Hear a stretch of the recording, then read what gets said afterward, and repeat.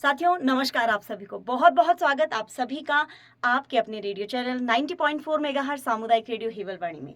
मैं हूं आरती और आज मैं आपको एक खास मेहमान से मिलाने वाली हूं। हमारे स्टूडियो में आज मौजूद हैं डॉक्टर आलोक राम त्रिपाठी जी, जो कि सिविल जज हैं और साथ ही सचिव हैं जिला विधिक सेवा प्राधिकरण टिहरी गढ़वाल से। तो सर, सबसे पहले तो बहुत बहुत आपका हम स्वागत करते हैं। थैंक यू सो मच जी सर, तो सबसे पहले तो आज ये जो बातचीत करने का एक यहाँ पर मौका मिला है, इसमें थोड़ा सा हम ये जानना चाहेंगे सबसे पहले कि विधिक सेवा प्राधिकरण की क्या भूमिका टिहरी गढ़वाल में है। बहुत अच्छा आपका प्रश्न है मैम। विधिक सेवा प्राधिकरण आम जनता के बीच में लीगल एड और लीगल अवेयरनेस के बहुत महत्वपूर्ण कार्य करता है। जैसा कि हम सभी जानते हैं कि विशेष रूप से हमारे यहाँ पहाड़ में हमारी बहुत सारी जनता जो है वो अशिक्षित है, उनके अपने अधिकारों के बारे में जानकारी नहीं है। साथ ही कई बार ऐसा भी होता है कि उनके जो कानूनी अधिकार हैं उसको प्राप्त करने में उनके पास बहुत सारी बाधाएं होती हैं। हमारे जो पहाड़ी रास्ते हैं उसकी वजह से, या वो उस लीगल जो उनके रिलीफ है उसको एक्सेस नहीं कर सकते हैं। या वो जागरूक नहीं होते इन ज़्यादा। सभी मामलों में जो हमारा विधिक सेवा प्राधिकरण डोर टू डोर पहुँच के उनको विधिक जागरूकता भी करता है। साथ ही यदि किसी मामले में उन्हें एडवोकेट की आवश्यकता है, कानूनी सहायता की आवश्यकता है, तो वो भी हमारा विधिक सेवा प्राधिकरण उपलब्ध कराता है। जी, डीएलएसए एक नाम मेरे सुनने में आया है। थोड़ा सा जानना चाहूंगी कि क्या है ये डीएलएसए। हाँ, डीएलएसए को हम ये शॉर्ट फॉर्म है, इसका नाम है डिस्ट्रिक्ट लीगल सर्विसेज अथॉरिटी। और ये बना हुआ है, एक कानून है जिसे हम लोग कहते हैं लीगल सर्विसेज अथॉरिटीज एक्ट। ये 1987 का कानून है। इस कानून के अंतर्गत कुल 4 प्राधिकरणों की स्थापना की गई है। सबसे महत्वपूर्ण जो प्राधिकरण है राष्ट्रीय स्तर पे, उसे हम लोग कहते हैं राष्ट्रीय विधिक सेवा प्राधिकरण, जिसका मुख्यालय नई दिल्ली में है। राज्य के स्तर पे प्रत्येक राज्य में एक राज्य विधिक सेवा प्राधिकरण है। हमारे राज्य में जो राज्य विधिक सेवा प्राधिकरण है उसे हम लोग उत्तराखंड राज्य विधिक सेवा प्राधिकरण करते हैं। ऐसे ही सभी राज्यों में है। और प्रत्येक जिले में जिला विधिक सेवा प्राधिकरण है। जिला विधिक सेवा प्राधिकरण में जो सिविल जज सीनियर डिवीजन रैंक के अधिकारी होते हैं वो इसका सेक्रेटरी होते हैं, और जो हमारे जिला जज साहब होते हैं वो इसके अध्यक्ष होते हैं। और जैसा अभी हमने आपको बताया कि विधिक जागरूकता और विधिक सहायता के ये कार्यक्रम विधिक सेवा प्राधिकरण करता है। जिला विधिक सेवा प्राधिकरण के अंतर्गत तहसीलों में भी हमारे यहाँ टिहरी गढ़वाल में 2 तहसीलों में नरेंद्र नगर और कीर्ति नगर में तहसील विधिक सेवा समितियों की स्थापना की गई है। जी, तो अदालतों के बहुत ज़्यादा चक्कर तो हमने नहीं मारे हैं, लेकिन हाँ, सुनने में कई बार आया है कि लोक अदालतें चल रही हैं। तो ये लोक अदालतें क्या हैं? क्या ये राष्ट्रीय स्तर पर होती हैं, स्थानीय स्तर पर होती हैं, या जिला स्तरीय कुछ इस तरह से होता है? क्या इनके स्तर हैं, या क्या इसमें होता है मतलब? बहुत महत्वपूर्ण प्रश्न आपने किया मैम, और आज के लिए और भी ज़्यादा प्रासंगिक है क्योंकि हम जल्दी ही अगले ही महीने हम एक राष्ट्रीय लोक अदालत का आयोजन करने वाले हैं। जैसा इसके नाम से ही विदित होता है कि आम जनता के लिए ऐसी अदालत लगाई जाती है जहाँ पे उनके बहुत सारे कानूनी विषयों का, बहुत सारे मामलों का सुलह समझौते के आधार पर निस्तारण किया जाता है। जी। इस लोक अदालत का भी गठन वो जो विधिक सेवा प्राधिकरण अधिनियम जिस कानून की हमने चर्चा की उसी के अंतर्गत हुआ है। और प्रत्येक वर्ष 4 बार राष्ट्रीय स्तर पर राष्ट्रीय लोक अदालत का आयोजन होता है। अभी आगामी मंथ सितंबर में हम 13 सितंबर को पुनः राष्ट्रीय लोक अदालत का आयोजन कर रहे हैं। एक तो सिविल नेचर का जो भी मामला हो, जो आपराधिक प्रकृति का नहीं है, सिविल प्रकृति के सारे मामलों को हम लोक अदालत में रख सकते हैं। और इसके अलावा आपराधिक प्रकृति के भी ऐसे मामले जिसमें सुलह समझौते हो सकते हैं। कानून में असल में अपराधों की 2 कैटेगरी बनाई गई है। एक ऐसी कैटेगरी जिसमें पीड़ित और अपराधी आपस में मिलके, पीड़ित या और जो मुलजिम है, एक्यूज्ड है, वो आपस में मिलकर समझौता कर सकते हैं। तो उनको हम कहते हैं कंपाउंडेबल ऑफेंसेज या शमनीय अपराध। तो ऐसे जो शमनीय अपराध हैं उनको भी हम लोक अदालत में शामिल करते हैं। और जैसे कि चेक बाउंस का मामला है, यदि किसी ने एक व्यक्ति ने दूसरे को चेक दिया, वो चेक बाउंस हो गया, उसका पेमेंट नहीं हो पाया बैंक से, तो ये निगोशिएबल इंस्ट्रूमेंट नामक कानून के अंतर्गत ये अपराध होता है। लेकिन ये जो अपराध है ये शमनीय प्रकृति का अपराध है। मतलब ऐसा हो सकता है कि जो कंप्लेनेंट है और जिसका चेक बाउंस हुआ है, यानी जो एक्यूज्ड हुआ, वो आपस में समझौता करके इस मामले को ख़त्म कर सकते हैं। तो ऐसे मामलों को भी लोक अदालत में रेफ़र किया जा सकता है। घरेलू हिंसा के जो मामले हैं उनको भी लोक अदालत में रेफ़र किया जा सकता है। पारिवारिक विवाद के बहुत सारे मामले हैं, जैसे भरण पोषण का मामला हुआ, इस तरीके के मामले भी लोक अदालत में उनका निपटारा कराया जा सकता है। और अभी एक विशेष बात जो हम कहना चाह रहे हैं कि जो मोटर यान के जो चालान होते हैं, जो सड़कों पे चालान किए जाते हैं, कभी आरटीओ के द्वारा, पुलिस के द्वारा, जो हम मोटर वाहन से संबंधित जो कानूनों का उल्लंघन करते हैं, इन चालानों को भी लोक अदालत में लिया जा रहा है। और ऐसे मामलों को भी लोक अदालत में सुलह समझौते के आधार पर निपटाया जाता है। तो फ़ायदा ये है इसका कि जब हम सुलह समझौते के आधार पर मामले का निपटारा करते हैं तो ऐसी स्थिति में फिर दोनों पक्ष संतुष्ट होते हैं, किसी को अपील की आवश्यकता नहीं होती है, कोई उसमें एग्रीव्ड नहीं होता है, कोई पीड़ित नहीं होता है और एक तरीके से आपसी एक सौहार्दपूर्ण माहौल में इसका निस्तारण हो जाता है। लेकिन जब हम स्थायी लोक अदालत की बात करते हैं तो ये एक ऐसी अदालत होती है जो कोर्ट्स की तरह रेगुलर काम करती है और इसमें एक हमारे डिस्ट्रिक्ट जज रैंक के ऑफिसर इसके चेयरपर्सन होते हैं और दो ऐसे एडवोकेट्स जो पब्लिक यूटिलिटी सर्विसेज के संबंध में कार्य करने के एक्सपीरियंस्ड होते हैं, ऐसे दो एडवोकेट भी इसके मेंबर होते हैं। तो ये 3 लोगों की जो एक बेंच होती है ये अस्थायी लोक अदालत के रूप में कार्य करती है और लोक उपयोगिता के जो मामले हैं, पब्लिक यूटिलिटी जो सर्विसेज हैं, उनको उनसे संबंधित विषयों का ये निराकरण करते हैं। थोड़ा ये विषय क्लियर करना चाहेंगे सर आप हाँ, कि हाँ। क्या ये विषय हो सकते हैं जैसे? बिल्कुल, जैसे हमारे यहाँ बिजली चल रही है ना? तो एक इसका सर्विस प्रोवाइडर है विद्युत विभाग और उपयोगिता किसकी है? आम जनता की है, तो ये विद्युत विभाग हो गया, लोक उपयोगिता की सेवा। बैंकिंग हो गई, अब बैंकिंग सर्विसेज हैं जो आम जनता को प्रोवाइड की जाती है, एक उसका सर्विस प्रोवाइडर है। रोड हो गया, नगर पालिका हो गई जिसका काम है कि सड़कें सुरक्षित करना, सफाई रखना या समय पे फॉगिंग करना और सारी व्यवस्थाएं करना, वो हो गई लोक उपयोगिता की सेवाएं। ट्रांसपोर्ट सर्विस है, मान लीजिए कि गवर्नमेंट की ये ट्रांसपोर्ट सर्विस है, तो उनको भी हम लोक उपयोगिता की सेवाएं मान सकते हैं। जो हमारे इंश्योरेंस कंपनीज हैं, बीमा कंपनियां जो बीमा की योजनाएं निकालती हैं, जिनके हम कंज्यूमर हैं, तो ये इस तरह की जो योजनाएं हैं या इस तरीके के जो सर्विसेज हैं, सर्विस प्रोवाइडर हैं, उनसे संबंधित और कंज्यूमर से संबंधित जो विवाद हैं वो अस्थायी लोक अदालत में लाए जा सकते हैं।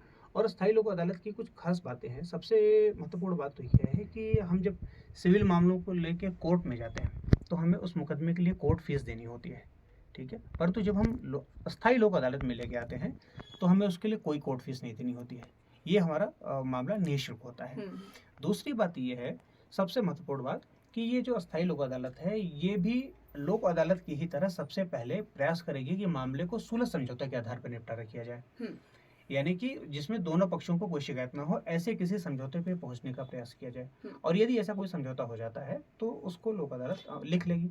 परंतु यदि ऐसा कोई समझौता नहीं हो पाता है तो चूंकि इस बेंच में जज साहब भी होते हैं, इसलिए फिर वो उस मामले का फैसला करते हैं कि उसमें एज पर लॉ क्या हो सकता है। बिल्कुल, जैसे कि कानूनी प्रक्रिया लंबी थोड़ा चलती है, महीने, साल भर, 2 साल, 3 साल, लंबे केसेस भी चलते हैं, तो क्या लोक अदालतों में समय अवधि कुछ होती है निर्धारित, या जल्दी से जल्दी उसको, या वहीं पर उसको निपटारा हो जाता है? हाँ, ये भी बहुत अच्छा प्रश्न है मैम। इसमें जैसे हम अगले महीने लोक अदालत आयोजित करने वाले हैं, तो उसके पूर्व से ही जिन जिन न्यायालयों में इस प्रकृति के मामले लंबित होते हैं, जैसा हमने अभी चर्चा किया, जिनको हम लोक अदालत में निपटारा कर सकते हैं, ऐसे मामलों पे न्यायालय खुद भी ध्यान देते हैं कि क्या इस मामले में सुलह समझौते की कोई संभावना है, और इसके लिए कोर्ट्स जो अपनी होती हैं वो प्री सिटिंग्स करती हैं। प्री सिटिंग का मतलब हो गया कि उन पार्टीज के साथ, उन पक्षकारों के साथ एक पहले ही वार्ता करती हैं कि क्या आपके मामले को हम लोक अदालत में सुलह समझौते के लिए रेफर कर दें, क्या आप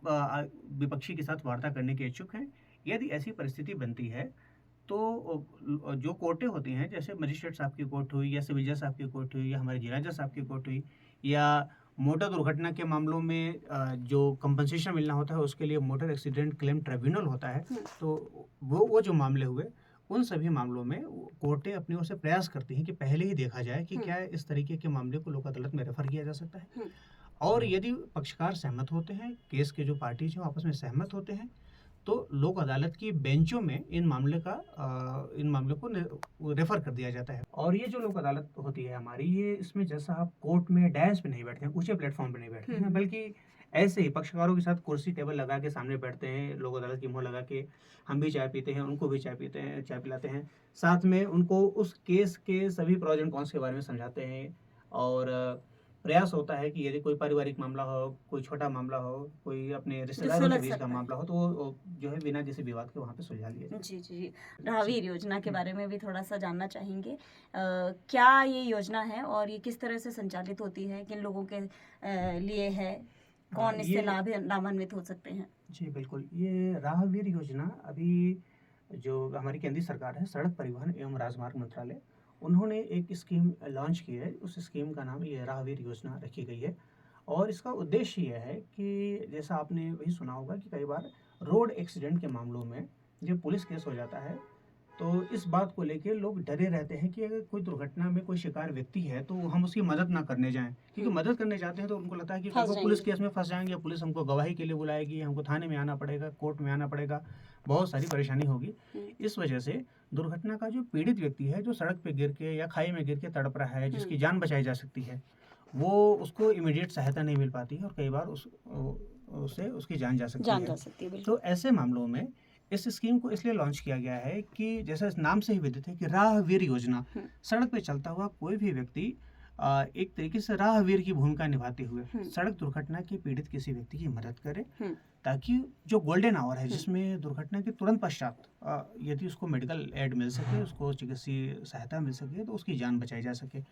तो इस योजना की खास बात यह है कि जो भी व्यक्ति इस तरीके का वॉलंटियर होता है, जो राहवीर के रूप में आगे आता है, सड़क दुर्घटना से पीड़ित व्यक्ति की मदद करता है, अस्पताल पहुंचाता है, उनको सरकार की ओर से पुरस्कार दिया जाएगा, उनको सम्मानित किया जाएगा, उनको प्रमाण पत्र दिया जाएगा। तो ये जो पुरस्कार की राशि है ये 25,000 रुपये है और साथ में प्रमाण पत्र भी मिलता है।